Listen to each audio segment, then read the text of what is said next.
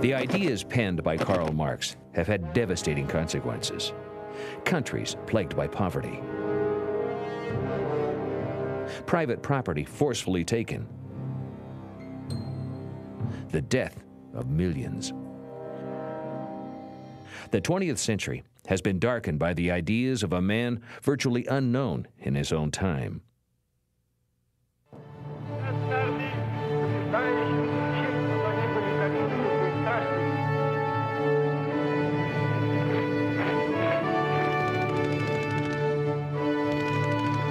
Mr. Gorbachev, tear down this wall.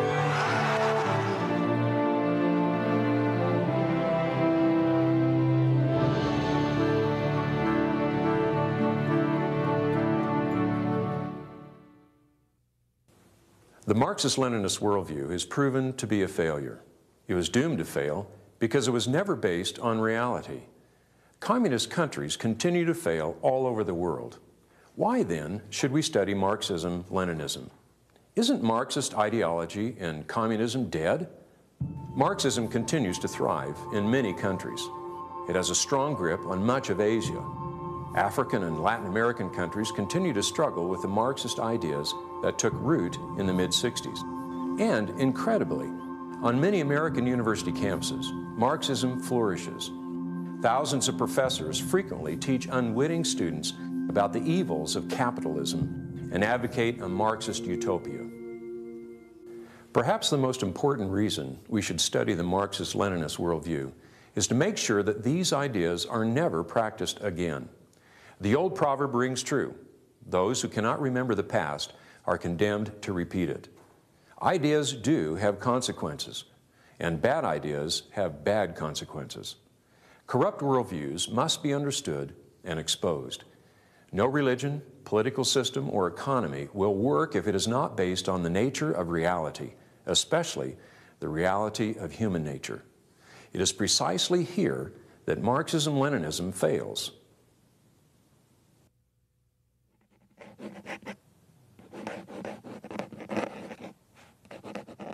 A specter is haunting Europe. The specter of communism. This was the opening line of Marx's Manifesto of the Communist Party, published in 1848. Known during his lifetime only to a small group of socialists and revolutionaries, Marx wrote books now considered by communists all over the world to be a source of truth on economics, philosophy, and politics. Most modern socialists also base their doctrines on Marxist theories. His most influential works are The Communist Manifesto and Das Kapital, both co-written with his faithful friend Friedrich Engels. These works represent a 20-year struggle by Marx to pull together all of his theories on what he claimed was the scientific evidence of history. He combed the past for proof of a continual struggle between middle and upper-class exploiters and oppressed workers. The struggle, he predicted, would eventually lead to the final overthrow of capitalism and its supporters. Almost 70 years after their publication, the writings of Marx fueled the 1917 revolution that brought the Communist Party to power in Russia. That revolution is probably the most important political event of the 20th century. Its leader was Vladimir Lenin. Lenin, a radical revolutionary, had spent years studying the writings of Marx, as well as the technique of revolution. He had also gained a dedicated following. When the time was right, he skillfully seized control of the Russian government. The founders of communism, Marx, Engels, and Lenin, worked toward developing a society where the workers, not the landowners, controlled all the means of production. The means of production are land, factories, and machinery. They thought that to reach this ideal state, a transition period was needed, a time when the government would control the economy. They believed that if they could change the economy, they could change history. Marx claimed that all of history could be explained very simply. It is a struggle between the ruling class and the oppressed class, between the bourgeois, who owned the land, factories, and machines, and the proletariat, the oppressed and propertyless class of wage earners. Marx predicted that the oppression of the capitalists would someday crumble, giving way to socialism. His manifesto urged the end of all private property, the means of capitalists' oppression. This was ultimately a call for the forcible overthrow of all existing social institutions. Marx: let the ruling classes tremble at a communist revolution. The proletarians have nothing to lose but their chains. They have a world to win. Working men of all countries, unite. Lenin ruthlessly put into practice the ideas penned by Marx, a collaboration that led to the greatest bloodshed in human history. Lenin's revolution assured the triumph of Marxist socialism. When he died in 1924, his successor, Joseph Stalin, promoted communism in other nations. His ruthless dictatorship transformed the Soviet Union into a major world power. In the years after World War II, all of Eastern Europe had fallen to communism. There were also successful revolutions in China in 1949 and in Cuba in 1959. Marxist governments eventually seized control of several nations in Africa, in Southeast Asia, and Latin America. For most third world nations, the promises of the communists were appealing. A government-dominated system seemed to be the only means of raising them out of poverty. The fall of Russian communism can be attributed to the countless believers and patriots who told the truth about the evil empire. Ronald Reagan, unlike the liberal media, identified the regime in the Soviet Union for what it was: evil. By 1989, this evil empire was collapsing, in spite of Mikhail Gorbachev's call for reconstruction and other superficial measures. It is true that Gorbachev is given a lot of credit for the fall of communism, especially by our liberal left in this country, but the truth is Gorbachev never set out to destroy communism. Even today he's a hardcore Marxist-Leninist. So the truth has to be found somewhere else, and it is, but we can't admit it because Ronald Reagan was a conservative, and the left liberal cannot admit that conservative Ronald Reagan had a great deal to do with the fall of communism.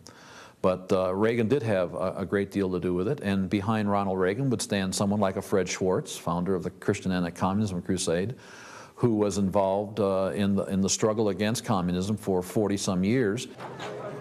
In November of 1989, the Berlin Wall was torn down, and less than a year later, East and West Germany were reunited. A major portion of the Cold War was over. In 1991, the Russian communist system collapsed where it had begun, in the Soviet Union. The Communist Party was suspended from all activity. The Soviet Union was officially dissolved that December. What motivated these men and the countless millions who followed them to give their lives so completely to such a flawed ideology? And why do millions more today hold on to a worldview that simply does not work? To understand why, we must look at the core ideas that make up the Marxist-Leninist worldview. Compared to the secular humanist and cosmic humanist worldviews, the Marxist-Leninist worldview is very well developed. Its theology is atheism, its philosophy dialectical materialism, and its ethics are called proletariat morality. Its biology is based on Darwinian punctuated evolution, its psychology on monistic Pavlovian behaviorism, and its sociology calls for the abolition of the home, church, and state. Marxist-Leninists hold to positive law. They base their politics on a new world order. Their economics are socialism, and their view of history is called historical materialism. Fyodor Dostoevsky, author of the classic Russian novels Crime and Punishment and the brothers Karamazov, recognized the basic flaw of Marxism many years ago. Dostoevsky: the problem of communism is not an economic problem. The problem of communism is the problem of atheism. Atheism lies at the heart of the Marxist-Leninist worldview. Karl Marx quickly shed his religious upbringing while studying philosophy at the University of Berlin. In a circle of radical young revolutionaries that included Friedrich Engels, Marx, along with the entire group, embraced atheism. Marx: "It is clear as the sun and evident as the day that there is no God, and still more that there can be no God." Marx was an atheist before his socialistic beliefs were finally formed. His work in the field of philosophy emphasized his hatred of all the gods. Later, he proclaimed that belief in God was a narcotic. Marx's atheism shaped his communist theory. He believed that religion is merely an antidepressant for the oppressed working class. Marx: "Religion is the sigh of the oppressed creature, the sentiment of a heartless world. It is the opium of the people." Marx's friend and fellow atheist Engels agreed. "We want to sweep away everything that claims to be supernatural and superhuman. For the root of all untruth and lying is the pretension of the human, and the natural to be superhuman and supernatural." Years later, Lenin agreed with the sentiments of Marx and Engels. The philosophical basis of Marxism is absolutely atheistic and positively hostile to all religion. Every religious idea, every idea of God, even flirting with the idea of God, is unutterable vileness. Marxist begins with the concept that there is no God. Obviously that paints or portrays the human being in a whole different light from one who believes that man is created in the image of God. If you don't believe in God, then you need to fill the void with some kind of explanation. And leftism provides the explanation, the idea of redemption, and the meaningfulness of everybody's life who ascribes to it, because they are going to be the creators of the true human history of paradise, of a world in which we are returned to our authentic selves. It has all the power that a religion does. Although in his mind Marx had formed a firm foundation for atheism, he still needed some kind of scientific confirmation that his view of the nature of man was correct. He turned to Charles Darwin. As Marx and Engels developed their communistic worldview, Darwin and his theory of evolution were creating a stir among many 19th century intellectuals. Darwin's theory provided the foundation for a materialistic perspective on life. Marx and Engels quickly adopted Darwin's theory of evolution as the scientific foundation for their worldview. They believed that evolutionary theory was truth, that the argument for evolution was so strong it would never be disproved. Having disposed of God, Marx concluded that dialectical materialism was the only philosophy for understanding the world. He believed in materialism. Materialism says that what is seen in nature is all that exists. And because nature is made up of matter, that is all there is to the real world. Man is simply matter in motion and nothing more. There is no soul, no heaven or hell or afterlife. There are no angels, nothing but the physical world. Lenin agreed with Marx. Matter is the objective reality given to us in sensation. Lenin believed that matter is eternal, not created. He thought that not only our lives, but also our minds and even our consciousness evolved from this eternal matter. Marx and Lenin believed Darwin's theory of the survival of the fittest fit perfectly with the ideas of George Wilhelm Hegel, one of the most influential 19th century German philosophers. Hegel developed what is called the dialectic. The dialectic described the relationship between various things. For example, if there is an idea, a thesis, and an opposing idea, an antithesis, these would conflict and clash, and eventually combine, resulting in a new idea, a synthesis, which is the best elements of the two. Hegel suggested that ideas come in conflicts. There's a thesis, a positive, and an antithesis, or an antithesis, a negative. And as these ideas come in conflict, always this combat between ideas that are opposites, there emerges a synthesis out of the two. Then this new synthesis becomes a new thesis, a positive, which by necessity brings about the emergence of its opposite, an antithesis or antithesis. And its conflict creates a new synthesis. And one has this process of thesis, antithesis, synthesis, thesis, antithesis, synthesis, thesis, antithesis, synthesis, until in Hegel's idea, the battle of ideas created an ultimate notion of an ideal of the perfect, the good. Marx applied Hegel's theory to history and came up with the concept of class struggle. Ruling classes and oppressed classes conflict and combine over time, eventually leading to the perfect synthesis of the classless society. Marx also combined the idea of the dialectic with his materialism, creating a unique hybrid philosophy called dialectical materialism.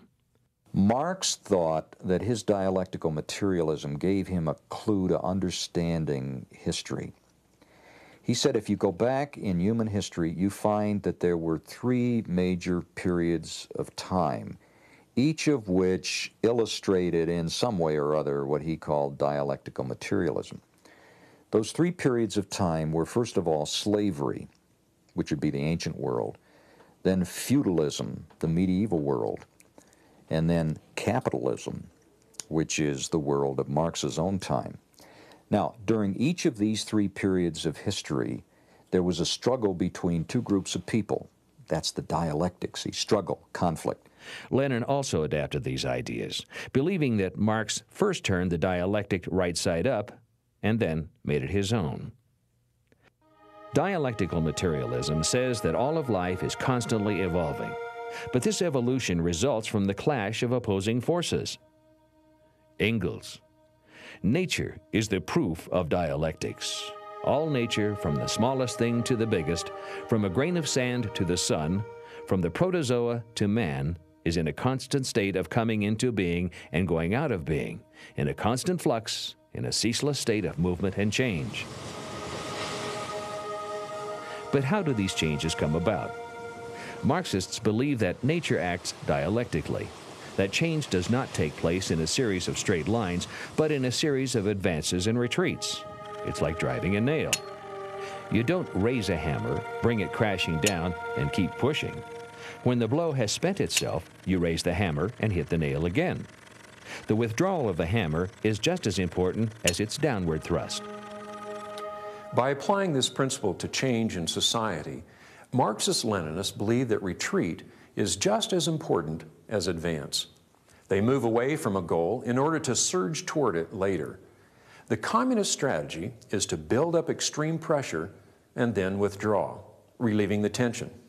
And it is during this calm period, when others' defenses are down, that the communists are most likely to get what they want.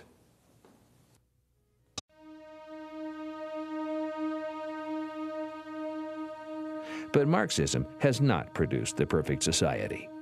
How was it possible for the Communist Party to justify the deaths of so many people? It is because Marxist-Leninists believe in proletariat morality. Proletariat morality is the belief that morality comes out of the movement in history that leads to the destruction of all classes. Each act is considered ethically good if, and only if, it helps the flow of history toward communism. Killing, stealing, and lying are all allowed if they help produce the classless communist society. Under communist morality, the standard is whatever advances the cause of the communist is good and whatever hinders it is evil. So by definition, the bourgeois hindered the cause of communism, so it was evil, and so we eradicate it. The left has an idea of history where things are moving forward toward a kind of idealized state. So on the left you'd find a kind of pragmatic concept of what's right. You know, the revolutionary, say the Stalinist view is, look, if a few million people need to die for us to collectivize agriculture, that's good. Marxists believe that killing evolving human beings who are infected with the concepts of God and capitalism is morally justified. It's like a farmer killing a cow afflicted with a disease. The killing fields of Cambodia, the prison camps of Siberia, all are the justified results of proletariat morality. What is moral is anything that destroys the old exploitative society. Everything that stands in the way of a new classless society is by definition immoral and must be destroyed. Moral citizens must devote all their forces and energy to the cause of the new communist society. To the Marxist-Leninist, whatever advances the cause of communism is morally good. Whatever hinders it is morally evil. Even if the rest of the world sees this as wicked or evil, it is a small price to pay to advance the flow of history toward a synthesis resulting in the creation of a new moral man, a man untainted by religious mythology, no longer exploited by capitalism. Lenin: even if for every 100 correct things we committed 10,000 mistakes, our revolution would still be, and it will be in the judgment of history, great and invincible. Lenin's 10,000 mistakes led to the death of 100 million human beings. It's easy to see why this is such a dangerous ideology, because if you believe that that mortal human beings and sinful human beings can create the kingdom of God on earth, then what won't you do to achieve it? If you can end poverty, racism, war, what is called sexism, and so forth, what crime would you not commit? What lie would you not tell to achieve it? And of course, progressives, which is what they call themselves, have committed every crime and told every lie in order to achieve their impossible dream. It is estimated that 64 million people were killed in the Soviet Union from 1917 to 1987. The records are not as open as in the former Soviet Union, but the best estimates are that from 1949, when communism was established on the mainland of China, in 1976, when Mao died, anywhere from 40 to 80 million Chinese died in the name of making the new world. Mao made Stalin look like a weakling. Literally 100 million human beings were slaughtered in this century alone under the guise of a type of ethic called proletariat morality. Marxist-Leninists added their own twist to Darwin's theory, a twist they call punctuated evolution. Darwin's Origin of the Species contained the scientific basis for Marx's views on the class struggle. Marx: I have read Darwin's work on natural selection. This is the book which contains the basis in natural science for our view. When Marx read Darwin's work on the origin of species, he told Engels that this was the foundation stone. This was at least the scientific foundation stone of their theory of class warfare. So from a Marxist point of view, Darwinian evolution is extremely, extremely important. Not only did Darwin's theory explain how humans have evolved from mere molecules, Marx even believed that it explained the evolution of societies. But Darwin's theory called for slow, gradual evolution through natural selection and the survival of the fittest. Marxism needed a revolutionary theory with clashes and dramatic, sudden changes. The Marxists were looking for something a little bit more revolutionary than evolutionary, which aids what they think is their communist point of view. Many Marxists today believe that the idea of punctuated equilibrium is the answer. This theory says that species remain the same for great periods of time, but they occasionally and abruptly evolve from one species into another. This theory attempts to explain why we find gaps in the fossil record. Evolution simply took place too quickly to leave any direct evidence. Marxists use the theory of evolution to discredit anyone who suggests the existence of the supernatural. Evolutionary theory provides justification both for Marxist theology and philosophy. Without this foundation, Marxists are unable to explain the history of civilization according to their worldview. The theory of evolution appears to make atheism a scientific perspective. Without evolution, there can be no avoiding the Creator. And Marxists must avoid a Creator at all costs. If God doesn't exist, and humans have simply evolved, then our thoughts must be nothing more than neurons firing in the brain. This is the view of Marxist-Leninist psychology.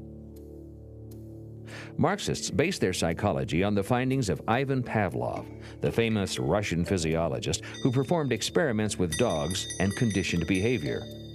He introduced behaviorism. Behaviorism views people as simply stimulus receptors, capable of responding in only predetermined ways to any given set of circumstances. Humans are understood as being basically good, but they are corrupted by oppressive social institutions. In order to counter the effects of such oppressive social institutions, Marxists use Pavlov's theories on conditioning and behavior to master the means of influencing others. Once you begin with an atheistic, evolutionistic scheme of things, then your psychology has to follow course. And all they have left is a form of behaviorism. And from their point of view, again, man is an evolving animal. And remember the experiments that were done with the dogs and with Pavlov, and then you have B.F. Skinner and his experiments with chickens and other types of animals. You're just programming man to react to certain stimuli and hope for the best. In the Marxist view, the human person is essentially material, is essentially a function. The human person, and here I'm using the word it, is a cog in a whole wheel of things that go around. And so the essential function of the human person is how the human person serves this bigger whole. Marxists believe that ultimately man can be perfected, but only under the proper circumstances. According to Marxist psychology, man is merely an animal who needs chemical fine-tuning before achieving perfection. Lenin, in particular, was willing to experiment with a number of methods to motivate and achieve the perfect society. In the Marxist-Leninist worldview, the perfect society is one without the traditional church, home, or even state. Their sociology calls for the abolition of all bourgeois institutions. And Marxists believe that positive change in a society will occur only when that society changes its economic system. A society's economics determine how people relate to each other. And since Marxists believe that capitalism is a corrupt system, it must be a primary reason for the problems of our day. This idea is called economic determinism. Marx and Lenin viewed capitalism as an evil system because they had drawn a wrong conclusion, and that was that ownership of property gave people a privileged status on the basis of which they could exploit their neighbors. They believed that private property in a marketplace was like private property under the feudal system, in which there was a lord of the manor who controlled the lives and destinies of those on his estate. To Marxists, capitalism has produced a society full of oppression and crime because some people have money and property and others do not. Therefore, in their view, a new economic system, socialism, is the only way to achieve a better society. They believe that by ridding the world of capitalism, mankind will progress to a more advanced social consciousness. Darwin's theory explains the evolution of the species. Marxism-Leninism explains the evolution of societies. Marxist sociologists believe that because of biological evolution and the laws of the dialectic, man will naturally progress socially and culturally. As man progresses toward the New World Order, he will act more responsibly at all times. Marxists believe that the sins of greed, selfishness, and envy will finally disappear once private property is abolished. In this perfect society, Marxists tell us that religion and traditional morality will also disappear. The church will fall into the scrap heap. The family will fade from memory, and the community will take over child rearing. Even the state will wither away. Every individual will govern his or her own life. Society will be perfect, with no oppressive institutions to hinder people's development or lead them astray.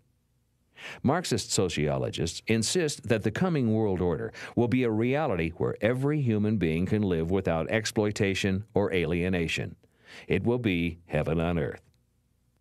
In a communist utopia, there would be no family, father, mother, child. There would be a community of women and a community of children, and then men would have access to whoever they wanted. There would be no church except the communist church, perhaps. We have some of those today. And the state, they argued, would wither away, but we have absolutely no proof in the history of the world that has never happened. So even though, I guess in utopia, that would be no state. Man, all people would wake up in the morning, have a nice breakfast, go out and fish for a bit, play tennis in the afternoon, watch movies at night, and then have free love. And that is communist utopia. There is no Marxism-Leninism without atheism. Atheism permeates every area of their worldview. Marxists have turned to evolution to explain how we got here and who we are. But evolution doesn't answer the question why. Why are we here? Why should we treat others as equals? Marx turned to the philosophy of dialectical materialism to answer this question. Marxist-Leninists deny any absolute moral code or natural law. No laws exist outside of man. This view of law is called legal positivism. Legal positivism is the term used for man-made law. It is the belief that there are no legal absolutes because mankind is evolving and law is evolving with him. There is no eternal lawgiver, and there are no eternal legal principles. Legal principles that help the evolution of society are just. All others are unjust.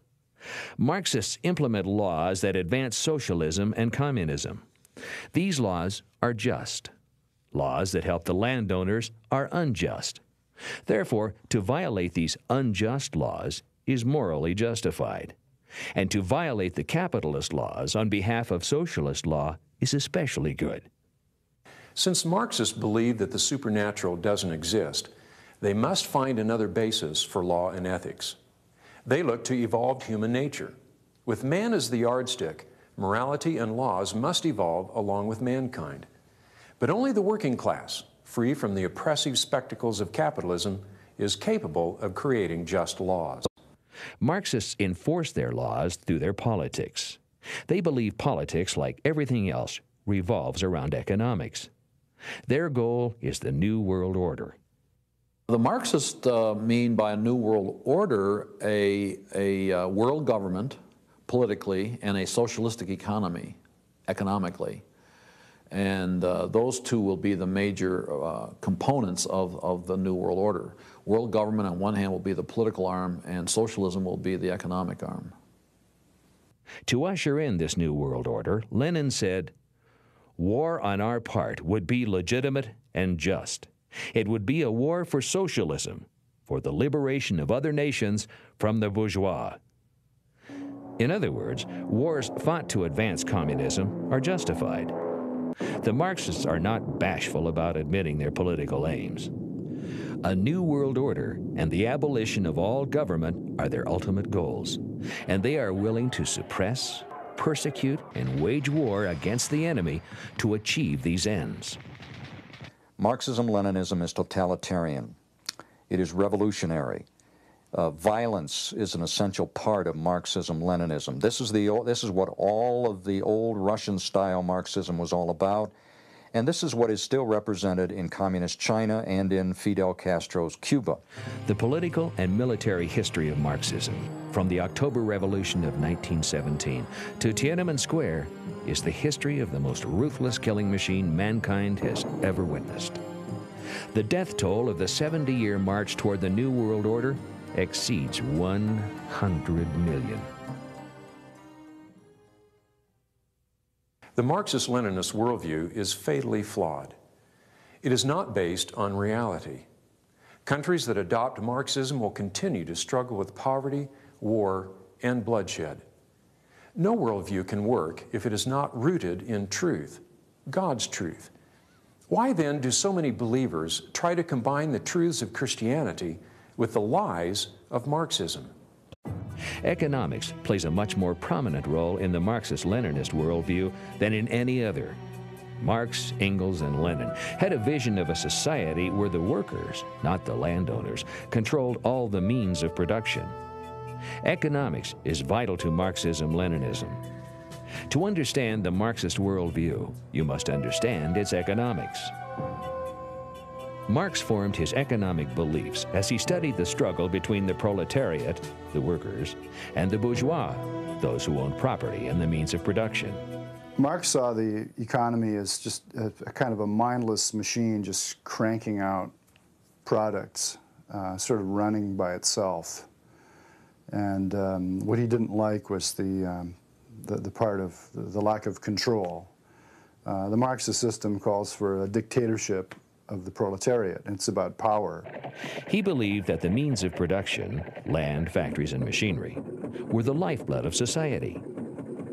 He also thought that most of society's problems resulted from flawed means of production. Greed, lust, even murder were results of faulty means of production. And to Marx, capitalism was the chief fault. He believed that capitalism has led to the oppression of the working class by the landowners. Workers of the world, unite. Marx thought that one day the workers would rise up against their oppressors. Following this struggle, he predicted that a better economic system would arise: socialism. From socialism, a whole new society would evolve. The Marxist idea was that the workers had no property, and therefore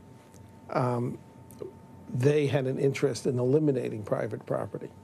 And when you eliminate all private property, then you get this wonderful paradise called socialism, and there is no oppression, there's no conflict, there's no war, there's no poverty. Socialism removes the tools of production from the ruling minority and puts them in the hands of the state or the party, and eventually the people. Marxism, Leninism holds that the working class is the agency of revolutionary change, that the society's original sin, as it were, the source of evil in society, is private property. Marxists believe that in a socialist society, private property ceases to exist. Man will no longer oppress his fellow man in an effort to protect his private property. When all private property and class distinctions have withered away, the gradual transition from socialism to the highest form of society, communism, will be complete. The socialist conception is that just by changing the external institutions, by eliminating private property, by abolishing a relationship of men in free exchange, by changing the external surroundings, the environment, if you will, that you will then modify people's beliefs, attitudes, and innate nature. It is important to understand that socialism and communism are not the same thing. Socialism, according to Marxism-Leninism, is merely a step toward communism. It is a transitional phase. Socialism is the time period in history when the workers have seized both the means of production and the government. But communism occurs when the government has faded away completely and class distinctions have ceased to exist. The means of production will then belong to everyone. Socialism declares, "From each according to his abilities, to each according to his work." But communism states, "From each according to his abilities, to each according to his needs." Marx's own idea was that once the communist revolution succeeded in a country, that there would come a short period of time in which there would be something he called the dictatorship of the proletariat, which would be basically a government run by the proletariat, the common person. And eventually, once they succeeded in getting rid of all private property, which would not happen voluntarily, you'd get rid of private property by killing the owners and just confiscating it, then the world would enter into the classless society, which was Marx's view of heaven. The ultimate goal of Marxism-Leninism is to create a new world order based on communism. Their hope is that under communism, every need and want will be fulfilled. Marx and Lenin pictured a perfect communist society, one that required a few hours of work each morning, with afternoons free for recreation and evenings devoted to cultural activities. As Marx put it, in the morning we perhaps will hunt or fish. In the afternoon we'll tend the cows. The afternoon we'll pontificate over philosophy sitting in our nice leather chairs smoking a pipe. And in other words, it's sort of like a fantasy land where a child can do anything he wants and he lives in a candy store all the time. But to reach this ideal society, a transition period is needed, a time when the government controls the economy. Socialism must precede communism. It is the means to the end. Any means justifies the ends. No matter how many souls and human beings and fathers and sons and daughters and husbands and wives must be sacrificed at the altar of that ideal. During this transition period, which is usually brought on by violent revolution, the state can use any tactics necessary to usher in the new order. This often means the extermination of countless citizens. Lenin tried to speed up the transition period by experimenting with ways to deal with people not doing their share of the work. This included both imprisonment and forced labor.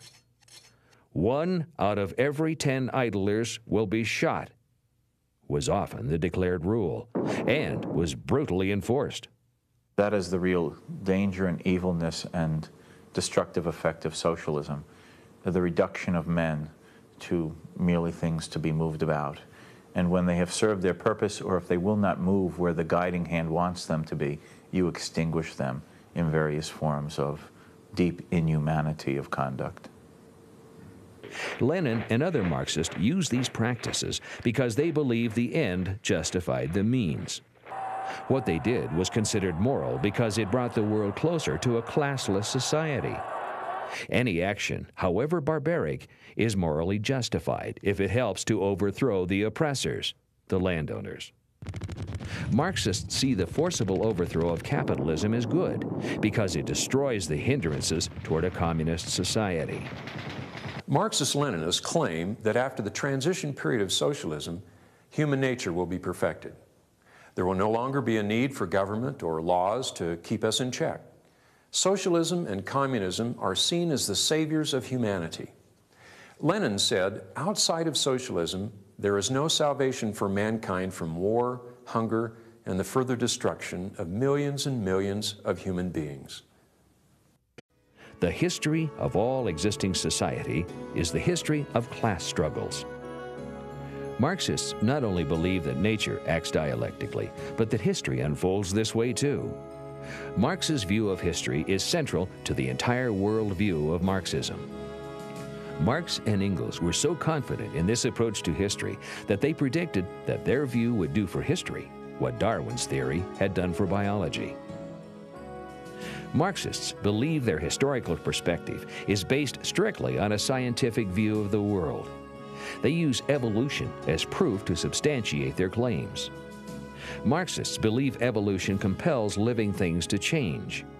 Based on that claim, they infer that man has been constantly improving himself and will continue to change and progress.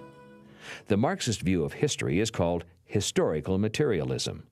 They leave no room in their worldview for God, especially a God who influences history. Since Marxists believe that only matter exists, history must merely be the account of matter in motion. History is moving toward a socialistic system, ultimately ending in communism. Marx believed that history operates according to specific, discoverable laws of the dialectic, which change man's economic structures, thereby revolutionizing ideas and societies.